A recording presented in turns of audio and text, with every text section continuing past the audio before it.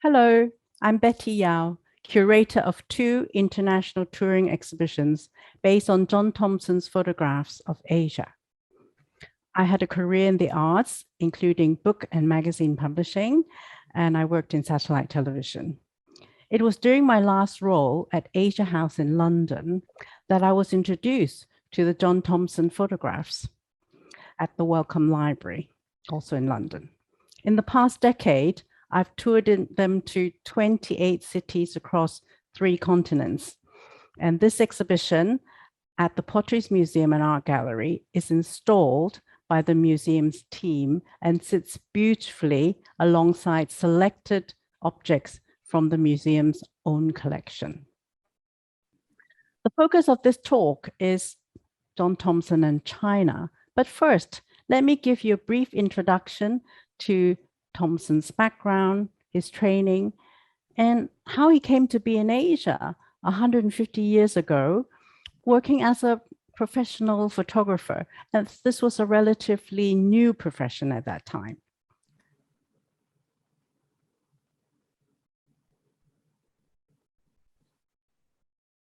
So here you see Thomson on the left. This was taken in Fujian in China in 1871. So Thomson was born in Edinburgh in 1837.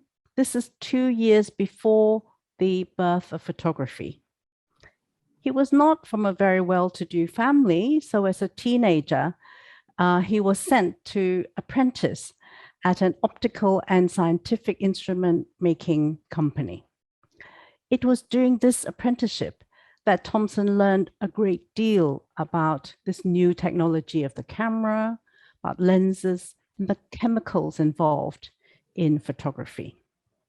Now, he was a hardworking lad, and after a full working day, he took himself in the evening to night school, at that time, the Edinburgh College of School of Arts.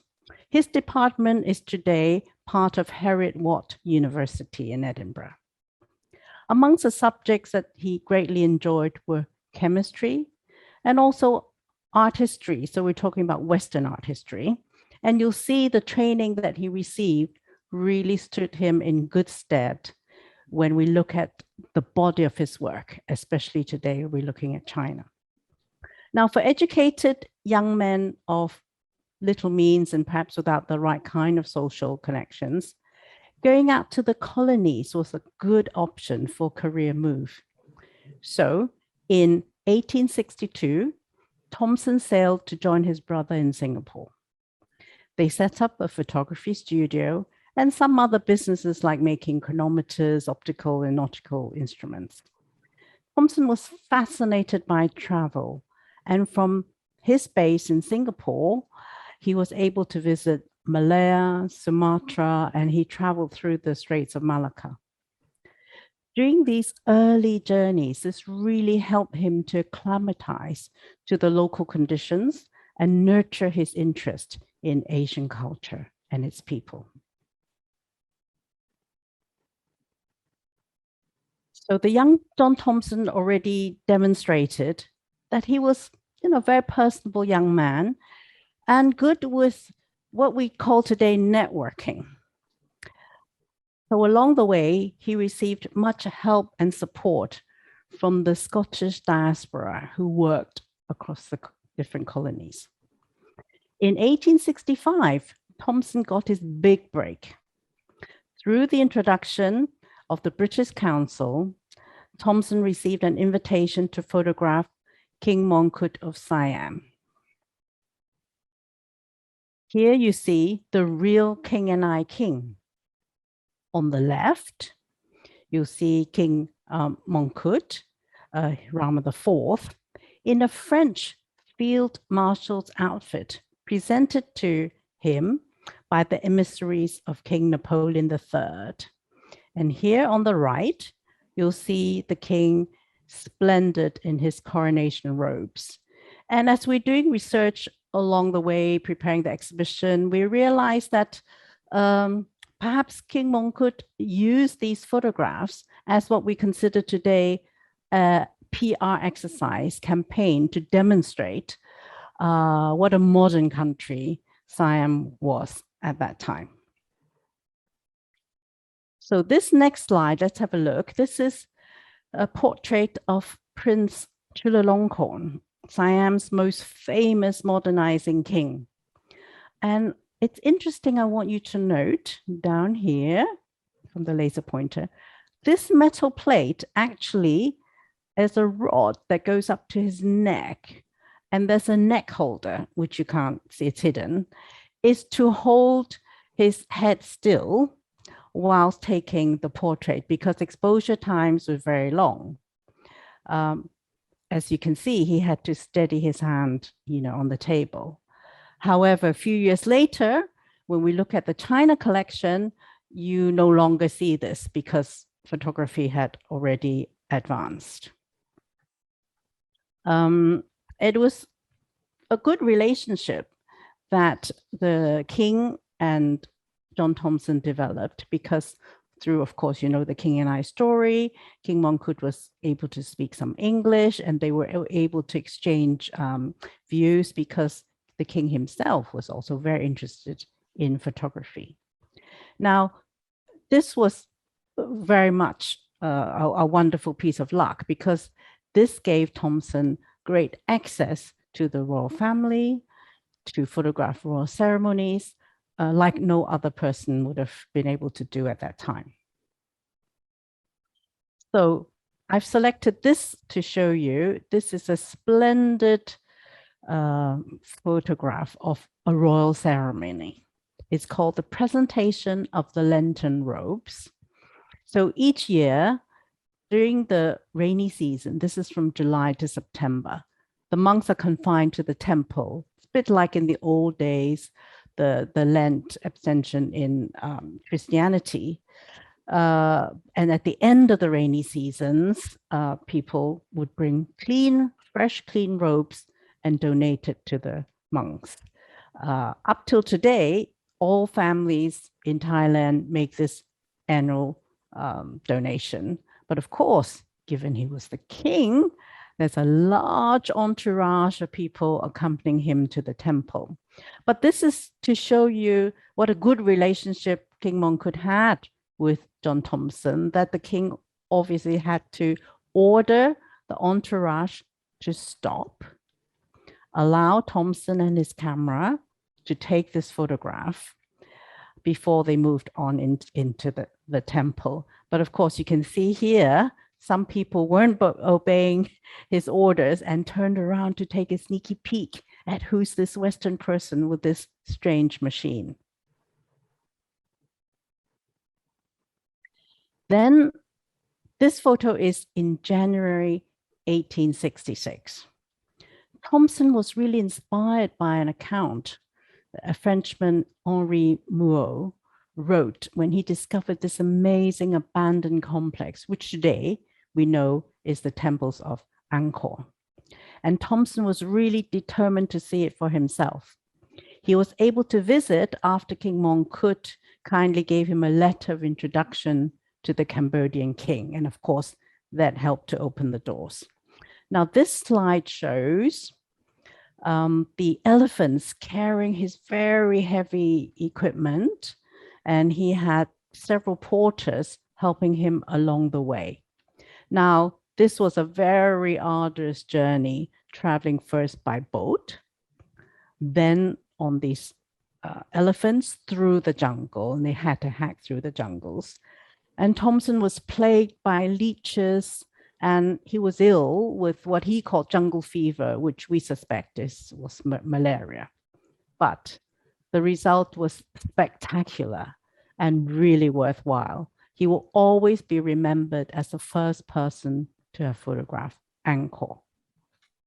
Here we see Angkor Wat, the third temple, the first temple, as you enter through the Naga, across the Naga Bridge. And this is the same bridge that you walk across if you visit today. Then here are the wonderful face towers of Bayon, which are within the walled city of Angkor Thom. Originally, there were perhaps maybe 51 such towers, but today when you visit, there are only 37 still standing, and many have 4 faces, but some have only got 2 or 3. But we don't really know what the face represents, perhaps a god, or perhaps some idealized portrait of King Jayavarman VII, who actually built the walled city of Angkor Thom. Then Thomson returns to Bangkok in April of 1866 and presented a set of the glass negatives he took in Angkor to the king. And around May or June of that year, he sails back to Britain. Then here this slide, I wanted to show you as soon as Thomson got home, he quickly wanted to establish himself and therefore published a large photographic album called The Antiquities of Cambodia. And this was in early 1867. So this is a beautiful book with the same photograph I showed you earlier. Armed with these credentials, he was invited to join a number of august societies, including the Royal Ethnological Society and the Royal Geographic Society. He also gave many lectures in London, in Edinburgh, and at one of these lectures, he actually met his future wife, Isabel Petrie. She was a daughter of a South Sea captain, and she was game to join John Thomson for an adventure of a life in the Far East. And sailing to Asia in 1867, the couple were married in Hong Kong.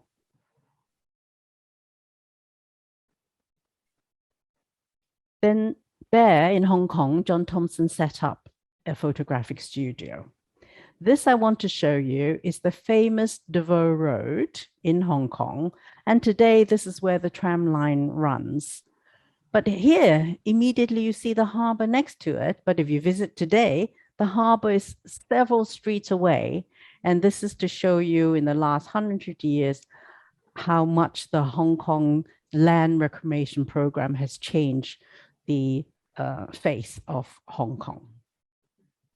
So within a short time of his arrival, Thomson was able to get a commission to take photographs for the commemorative book of the first visit of the Duke of Edinburgh, who was the younger son of Queen Victoria.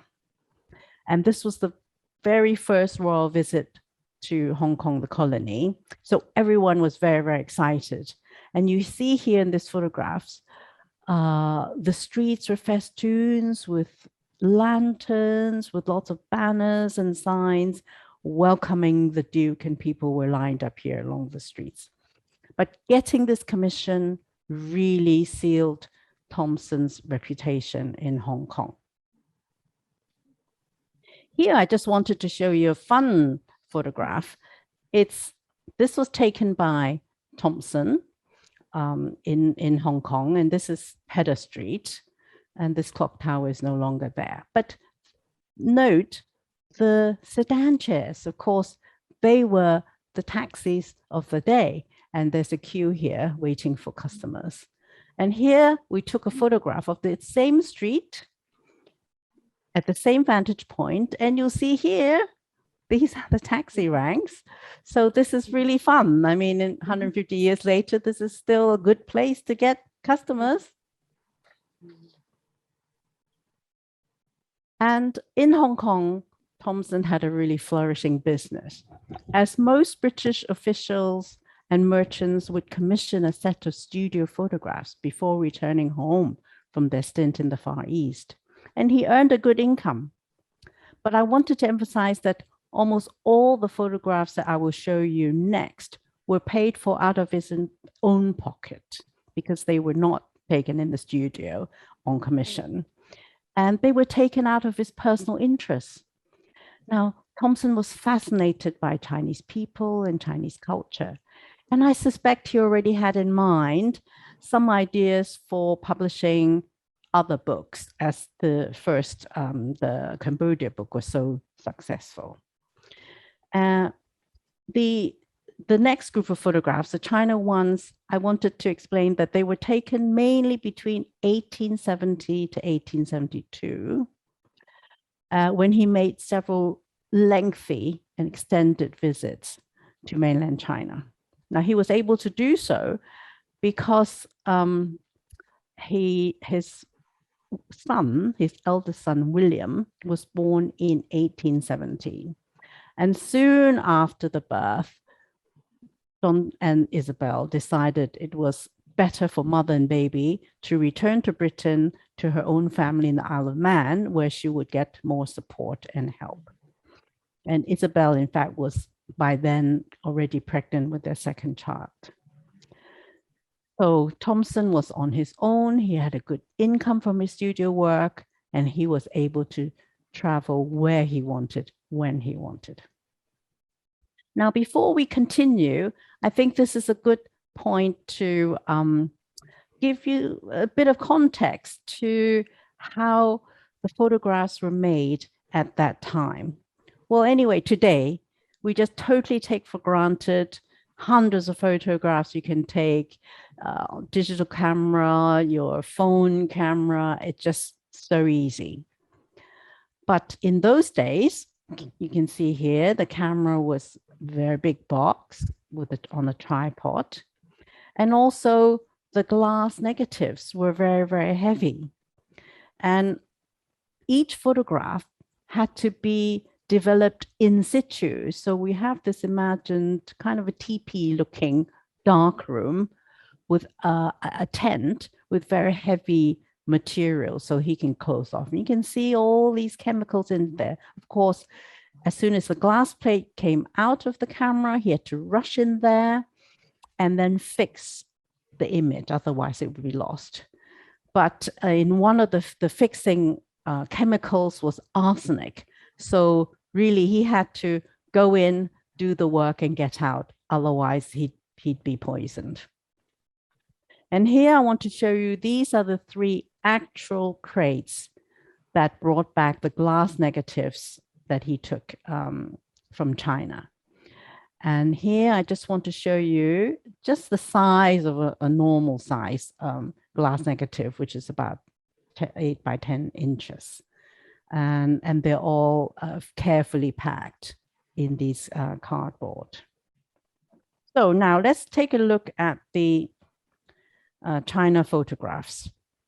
So I've grouped them into themes so that we can have a look at the wide cluster of the work that the wide types of subjects that John Thomson actually took.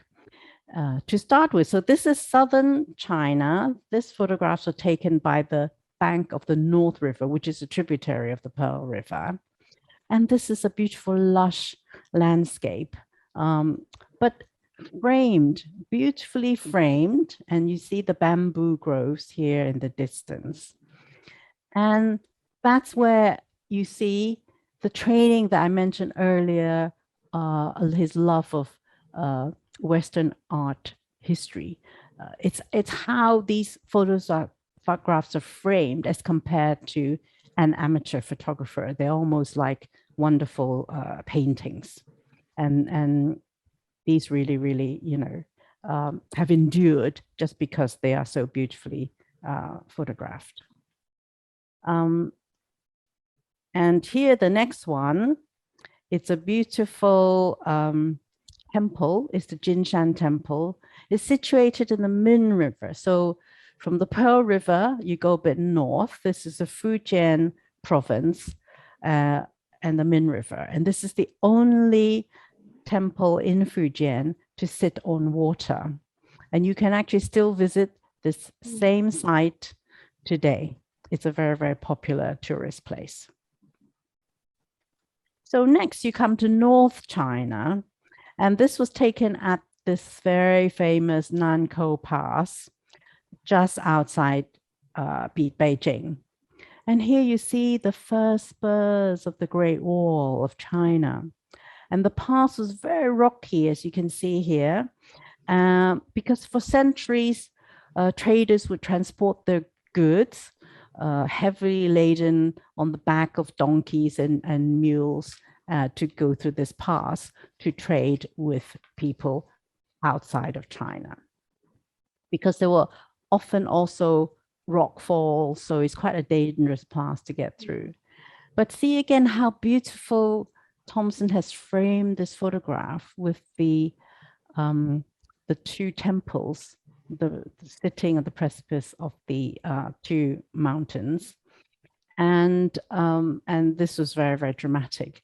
But here I want to show you how Thomson was very innovative for his time, and he was always trying out new techniques, new ways to pose his sitters, and new tricks of the trade, as it were. And the reason is because why is this photograph so dramatic? If you look at the original glass negative here, he's actually painted out the sky. So instead of lots of clouds there disturbing your view, you just cut through the rocky paths and see the photograph. And it's really, really stunning. Here, I'm sure you've all heard of the Summer Palace in Beijing, or some of you might have visited. And this is a section of the sculptured terrace at Longevity Hill. And this was first laid out around 1750 under Emperor Qianlong, and it was completed only in 1764. And this name, Longevity Hill, was given by the emperor in celebration of his mother's birthday. And nearby the Summer Palace, I've chosen to show you this amazing photograph of the Ming Tombs, because the Ming Tombs is the most popular tourist site now. And then when you go there, it's all built up full of tourist buses. Well, maybe pre-COVID, but I'm sure there's still a lot of internal travelers visiting this wonderful tourist site in Beijing. But this Spirit Way is the route to the tombs guarded by carved animals of limestone. And there are 24 species of animals represented. Some are kneeling and some are standing, so that those standing could pounce to support the emperor if anything should happen to the tombs. They're just the guardians there. And so it's fascinating to see how this route looked 150 years ago. Being based in Hong Kong, Thomson was able to easily visit Macau and Taiwan. And here I wanted to show you, this is the most iconic structure called the ruins of St. Paul in Macau. It was first built in 1580 by the Jesuits. And then the church, unfortunately, was burnt down in 1835. But they've kept this facade because it's fascinating. It's full of carvings and statues illustrating, it's a fusion of Western and Eastern cultures. So it's lots of scholars still go there to study the carvings today. Then I want to show you another, just simply a very artistic photograph. This is a roadside shrine taken in Taiwan. And he found this shrine in the middle of this beautiful, enormous tree. So again, is how he framed the photograph is very artistic. Okay, next, let's look at his portraits, because it's really, portraiture was the better known aspect of Thomson's work. And we start with this, the most famous one, and often seen in history books. This is Prince Kung. He was the younger brother of Emperor Xianfeng, and Prince Kung came to prominence during the Second Opium War when he was tasked to negotiate a peace treaty with the British, French, and the Russian powers. And he signed the Convention of Peking in 1860. Then the year after, in 1861, Prince Kung actually established the Zhongli Yamen, which is the Qing government's de facto foreign ministry. And the prince's residence, former residence, is now one of Peking's or Beijing's most famous tourist sites, and you can all go visit. Here, the next two portraits I want to show you are of ministers from this foreign ministry that was as newly established. And it's really Thomson's skill to capture these ministers in such a kind of relaxing, realistic pose, as if they're just, sat down in the courtyard having a chat. Of course, many of you would have seen other Victorian photographs with the sitters looking very stilted, just staring at the camera, very stiff. And so again, I say Thomson is very forward-looking in the way that he pushed the technology of photography forward. Now, I also want to point out these are Manchu ministers. You could tell by their outfit and especially by their hats. And here you see another very famous minister from the foreign ministry. His name was Dong Shun. And he is a Han person. You could tell, again, from his clothes.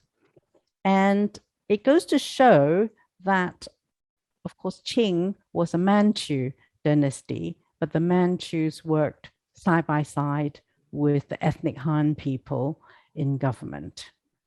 The Manchus invaded from the northeast region outside the Great Wall and really swept through the country and established the Qing dynasty in 1644. And by adopting many of the Chinese ways of ruling, the Qing dynasty lasted for 3 centuries until 1912. And Qing was China's last dynasty.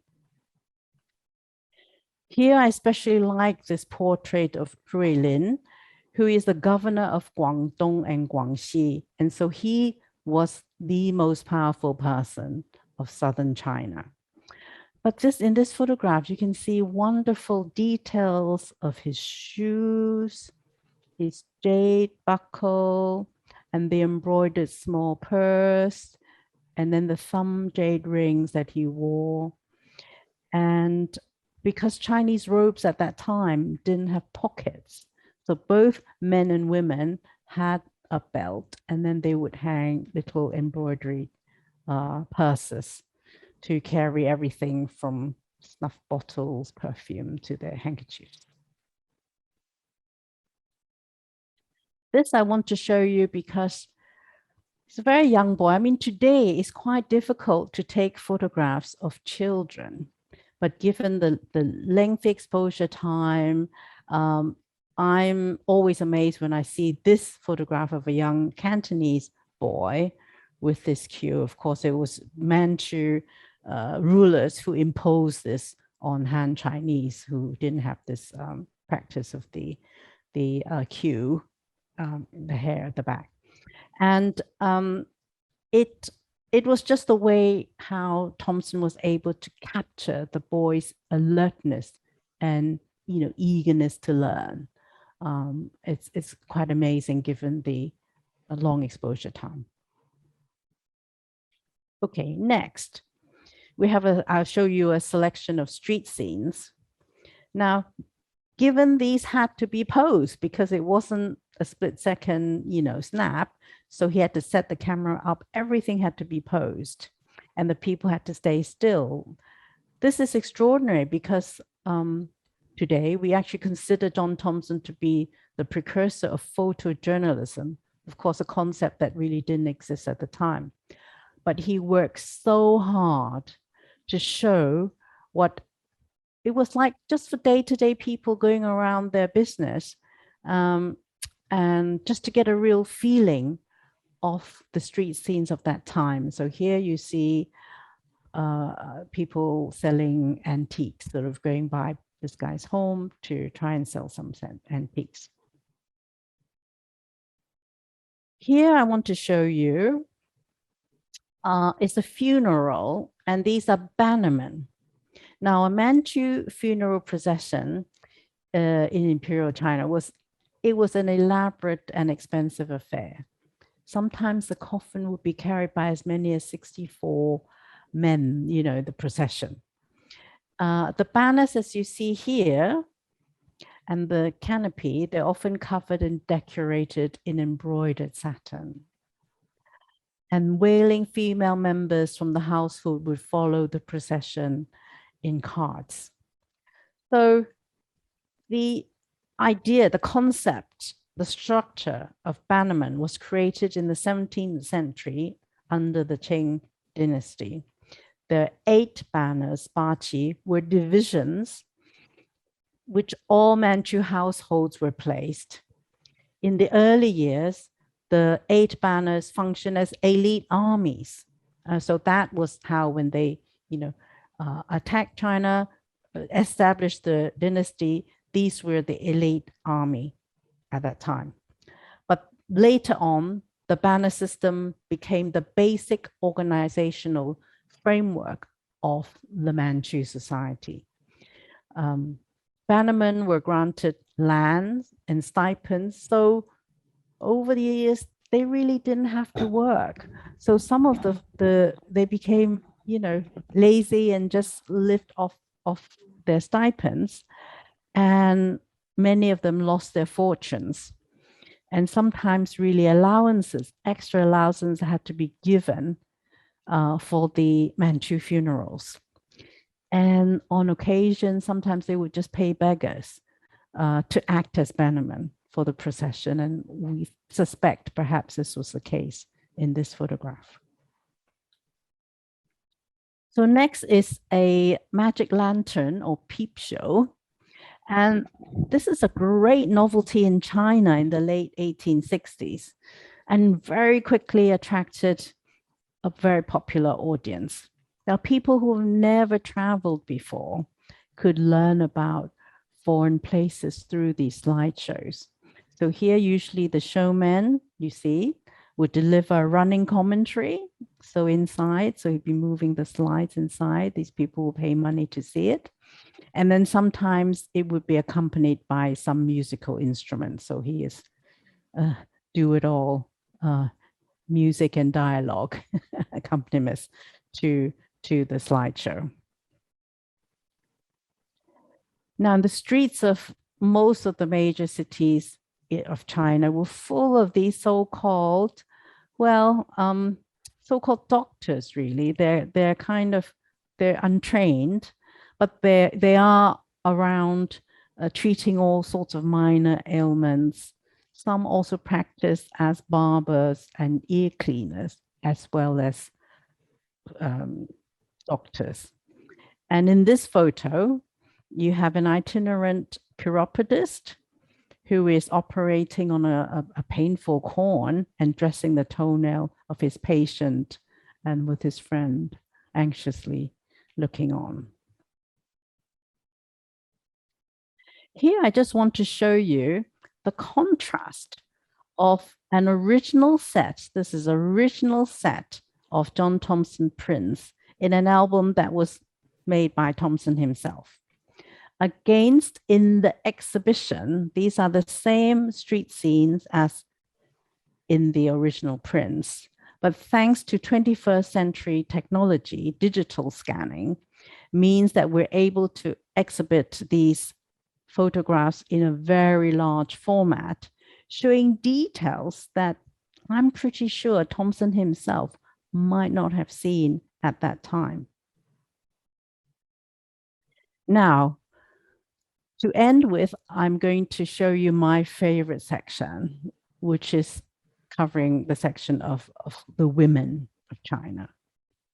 And it was seeing these photographs over a decade ago that I first fell in love with Thomson's work and appreciated their significance and decided to tour them around the world, making them accessible to a larger audience. So here is a photograph taken in a back courtyard scene, the women's quarters in a rich man's mansion. It's interesting to note this lady on the right has bound feet, which indicates that she is a Han woman. Now, China has 56 ethnic groups, with Han being the dominant one. And this lady in the middle, and this one you can't really see, but in the next photo I will be able to show you clearer. These two ladies are Manchu women, and they don't have bound feet. Now, foot binding was a terrible practice going back 1,000 years. Originally, it was only for rich women, as they didn't have to work. And the sway basically is they had to break the toes, so you're tippy-toeing around all the time. So it created a very sexy, alluring sway, which men loved at that time. But over the centuries, this practice sadly then spread to all classes as a way for girls from poorer families to marry a richer man. And it's also distressing to know that this terrible process was usually inflicted by the mothers to their own daughters in order to give them a better life. Now, the Manchu emperors tried to ban foot binding at the beginning of their rule, but it was so entrenched in Han society that it was impossible to change. Now, this is some Manchu ladies having a lovely meal in the courtyard. And you'll see much clearer that they didn't have bound feet. But what I wanted to show you is then they created these shoes with this platform as a way of mimicking a similar sway of the way how people walked with bound feet. Now, Thomson always liked to pose his sitters doing, as we saw before, the street scenes, but to show what they were doing, going about their day-to-day life. And here you see Thomson just photographing a young girl having her hair dressed. Now, this is a very elaborate and time-consuming affair, having this hair done daily. You don't have much else to do but spend half a day getting your hair done, but it's very, very beautiful. Then Thomson's photograph also shows a great deal about the fashion of the day. And I hope very much that seeing these will inspire a new generation of fashion designers to look at the motifs and styles and come up with something new. So on the right, this is a Manchu lady as she's wearing a ma gua, which is a short jacket. And then on the left, you see a lady from the south. Most probably she's from Canton, wearing a Han, a longer outer silk coat. And she's holding a fan that is very much seen as a Western export fan. And that's why we think she was probably at the port of Canton, where there was a lot of export trade. Next, I want to show you this wonderful pose. Almost, you can see this in a Vogue magazine today. Now, this old lady most probably never saw a print of this photograph. But Thomson had this ability to build up a good rapport with his sitters, and which made her feel relaxed and able to come up with this very natural and very elegant pose. And if you speak with portrait photographers today, they would cite having a good rapport with the sitters as still the key component. And we can trace this back to Thomson being very creative and inventive in the way how he posed his sitters. To end the talk, people always ask me, oh, Betty, which are your favorite John Thomson photographs? And so I've put these two images side by side. So on the left is a young girl. In fact, she's a mere teenager. In her wedding fineries, you can tell this from her headdress and from her robe.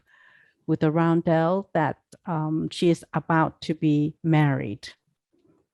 But note, if you look at her eyes, you see a kind of tinge of it's apprehension, maybe a bit of sadness.